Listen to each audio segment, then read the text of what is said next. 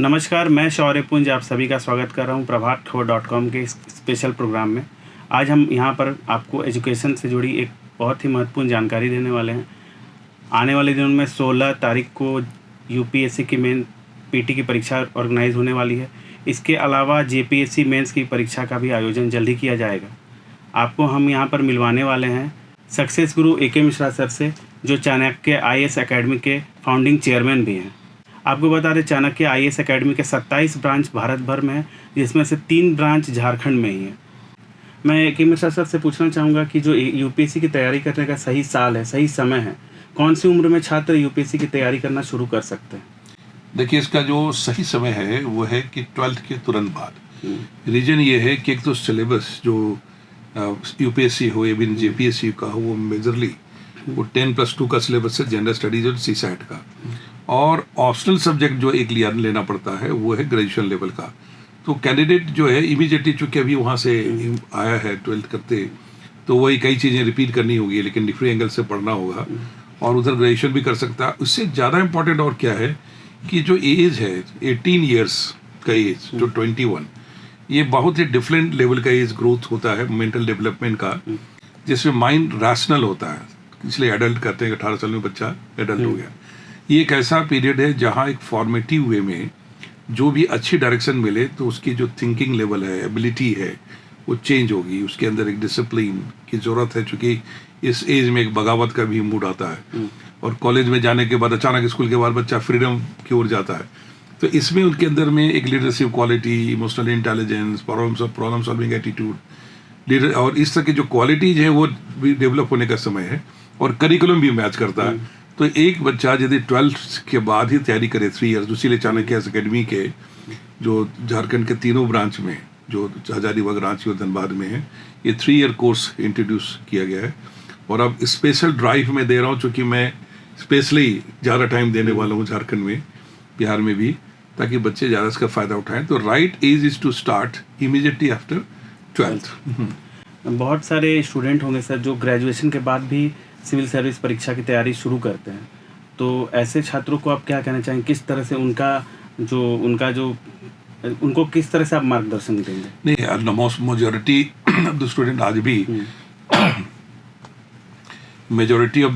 आज भी ग्रेजुएशन के बाद ही स्टार्ट करते हैं। रीजन ये है कि उन ग्रेजुएशन में मिनिमम क्वालिफिकेशन है, और वो सही इमीडिएटली यदि नहीं 12th से स्टार्ट कर पाए तो ग्रेजुएशन करते हुए या इमीडिएटली ग्रेजुएशन के बाद जरूर लग जाना चाहिए। और ये उनके लिए 1 साल बहुत है।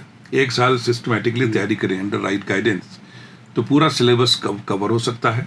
क्योंकि अब एक मेच्योरिटी भी आ चुकी है और कॉलेज स्कूल से फ्री हो गए, तो उनके पास टाइम भी होगा, तो उसके कारण से थोड़े लंबे नंबर ऑफ आवर्स बढ़ जाएंगे पर डे, और उसके अकॉर्डिंगली वर्क करेंगे तो 1 साल के अंदर एकदम डुएबल है। और ये एक अच्छा रिजल्ट जो है 1 साल के अंदर लिया जा सकता है। सर, जैसे कहा जाता है कि सिविल सर्विस की जो परीक्षा होती है उसमें 8 घंटा, 9 घंटा, 10 घंटे का समय दिया जाता है।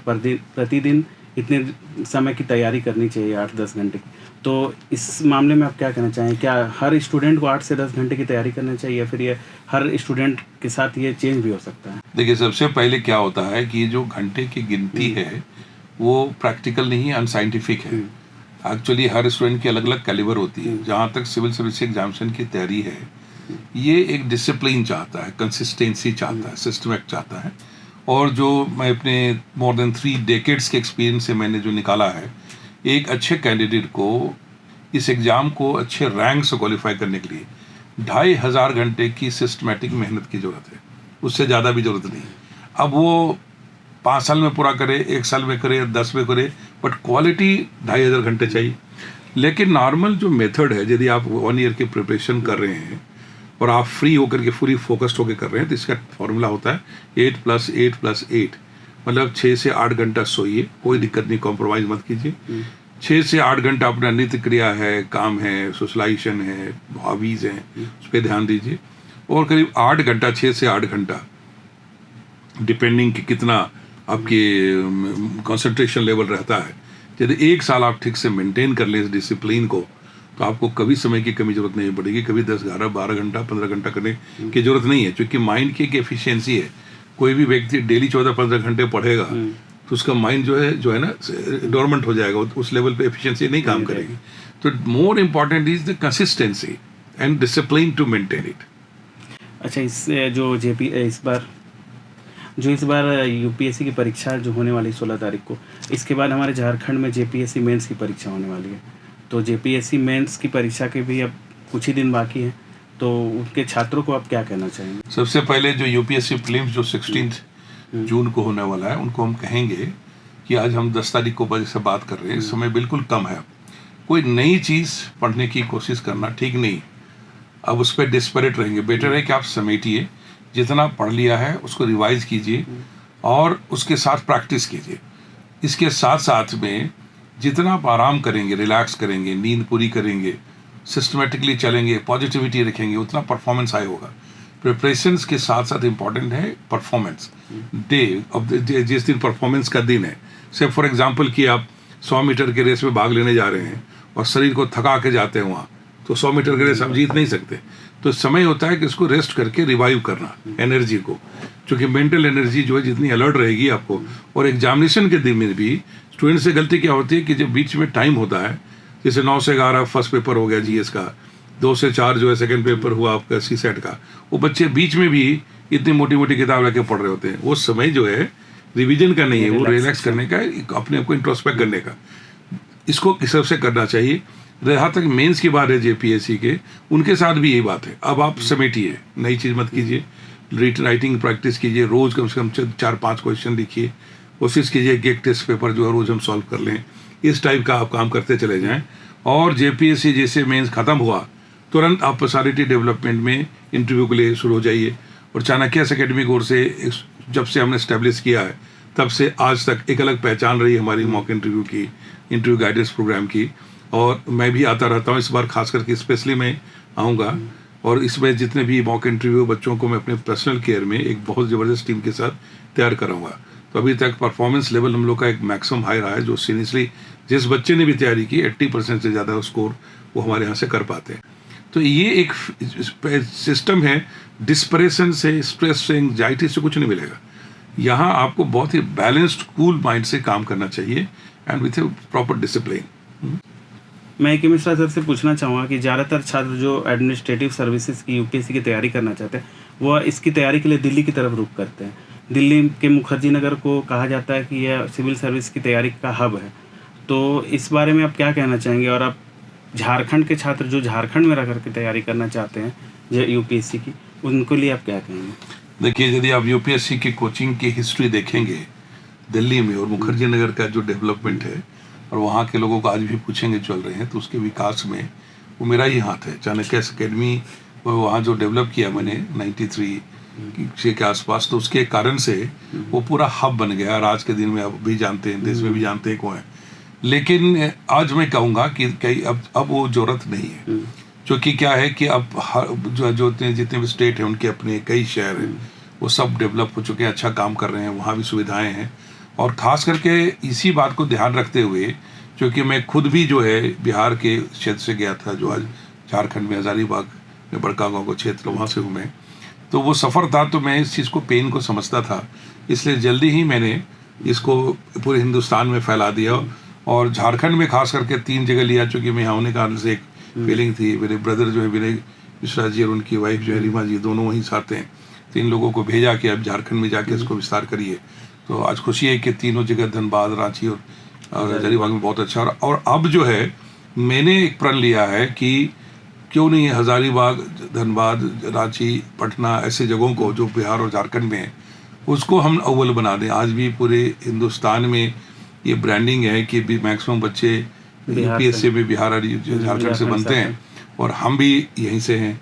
तो नेचुरली अब फोकस कर रहे हैं कि ऐसा भी माहौल बनाया जाए कि लोग यहाँ पढ़ने आए। तो इसलिए मैं काफ़ी समय यहाँ देने वाला हूँ, वक्त लगा करके, और लोगों के ट्रेनिंग प्रोग्राम है। रह गए कि बाहर में फेलियर के, दिल्ली जैसे शहर में अब फेलियर कैंडिडेट्स की जमात बहुत हो गई, क्योंकि सालों साल से बच्चे मानते नहीं हैं, इंस्टीट्यूट्स में मल्टीप्लाइंग हो रहे हैं, मुस्लिम ग्रोथ हो रहा है, तो वहाँ जा कर के कई तरह की समस्याओं का उनको जूझना पड़ता है, और एक नेगेटिविटी के एटमॉस्फेयर में करते हैं। आज आप देखिए जो इस बार रिजल्ट आए यूपीएससी में, उसमें से मैक्सिमम जो रिजल्ट है उन स्टूडेंट्स का है जो दिल्ली में रह के पढ़ नहीं रहे थे, बल्कि दिल्ली के बाहर रह के पढ़ रहे थे।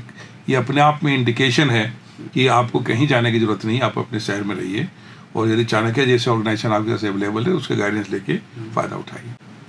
सर मैं एक और क्वेश्चन पूछना चाहूँगा आपसे कि लोग यूपीएससी की भी तैयारी करते हैं और बहुत सारे लोग जेपीएससी की भी तैयारी करते हैं, तो कुछ लोग हैं दोनों की तैयारी करते हैं, तो दोनों का कॉन्सेप्ट जो है जेपीएससी और यूपीएससी का कितना अलग है और कैसे एक दूसरे को सपोर्ट कर सकते हैं दोनों एग्ज़ाम में? अगर कोई एग्ज़ाम दोनों की तैयारी कर रहा है कोई छात्र, तो कैसे एक दूसरे से सपोर्ट पा सकता है? देखिए, ये जो नेचर ऑफ एग्ज़ाम है एक ही है, क्योंकि दोनों एडमिनिस्ट्रेशन से ताल्लुक़ रखता है, और इस एग्जामिनेशन में कोई बहुत विद्वान होने की ज़रूरत नहीं है। दोनों एग्ज़ाम में देखिए, चाहे जेपीएससी यूपीएससी, अभी तक मिनिमम परसेंटेज ग्रेजुएशन में क्या होगा अभी तक ये दोनों कमीशन ने फिक्स नहीं किया। तो आपको जो है ये मान के चलते हैं कि एकेडमिक एक्सेलेंस अलग चीज़ है, यहाँ जो पढ़ाई कर रहे हैं 10+2 लेवल का सिलेबस है, ग्रेजुएशन के लेवल का एक सब्जेक्ट है, आपको बुद्धिमता दिखानी, प्रैक्टिकलिटी दिखानी, नॉट विद्वता, कि जो भी पढ़ रहे हैं कि कल आप ऑफिसर बनेंगे, हिस्ट्री, ज्योग्राफी, पॉलिटी, इकोनॉमी, जो सब्जेक्ट पढ़ रहे हैं उसका प्रैक्टिकल यूज़ आपके डिसीजन मेकिंग में, प्रॉब्लम सॉल्विंग में, या कोई भी आप प्लानिंग करते हैं, एग्जीक्यूशन करते हैं, तो वो कैसे आएगा। So once you know that, ये इंपॉर्टेंट हो जाता है। जहाँ तक दोनों एग्जाम का है, यदि कोई यूपीएससी के लेवल पे तैयारी कर रहा है तो उसका जेपीएससी की तैयारी ऑटोमेटिकली हो रही है, क्योंकि खाली उसको कुछ थोड़े से बेसिक जो झारखंड पे फोकस होने से खाली वही करना पड़ेगा। लेकिन कोई जेपीएससी के लिए स्पेसिफिक कर रहा है तो नेचुरली कुछ लेवल यूपीएससी का भी फॉलो किया जाए तो काम आएगा, और जेपीएससी की फिर फोकस जो है उस स्टेट के ऊपर थोड़ा ज़्यादा स्पेसिफिक हो जाता है।